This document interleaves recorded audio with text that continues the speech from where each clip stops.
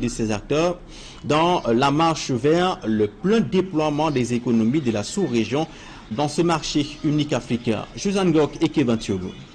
L'étroitesse de nos marchés intérieurs. En dépit de son entrée en vigueur en 2021, la zone de libre-échange continentale africaine ne connaît toujours pas la vitesse de croisière des nations signataires, dont les pays de la communauté économique des États de l'Afrique centrale traînent le pas.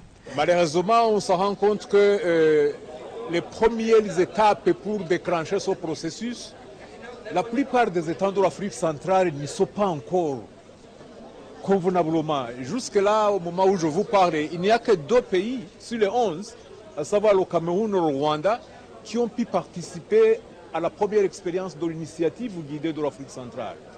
Les autres se préparent à une seconde phase, mais nous souhaiterions que ça aille vite. Afin de mieux préparer ces nations et accélérer la mise en œuvre réussie de la ZLECAf, un atelier régional en faveur des pays de la CEAC, réuni dans la ville de Douala, membre de la Commission économique pour l'Afrique, membre du programme des Nations Unies pour le développement PNUD et expert du commerce et de douane. Une sous-région, on l'a dit ici, qui commerce très peu avec elle-même comparé à d'autres sous-régions de l'Afrique. On a été précis aujourd'hui, c'est 1,57% des échanges intra-régionaux en Afrique centrale dans la zone CEAC comparé à une moyenne de 15 à 16% pour les autres sous-régions.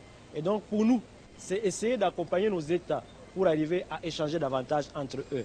Et pour y arriver, il faut renforcer la capacité manufacturière de la sous-région, renforcer notre tissu industriel. Le PNUD appuie ce processus à travers 2 axes. Vraiment le renforcement des capacités des PME et surtout les PME détenues par les femmes et les jeunes. Le renforcement des capacités des institutions nationales et puis des institutions sous-régionales notamment. Les règles d'origine, critères principaux permettant à un produit de circuler librement dans la zone de libre-échange, constituent la trame de fond des débats. Le besoin pour l'Afrique centrale d'améliorer la connaissance de ses opérateurs économiques pour ainsi intensifier leur participation aux échanges étant primordial. Les travaux ouverts ce lundi se referment le mercredi 17 juillet prochain.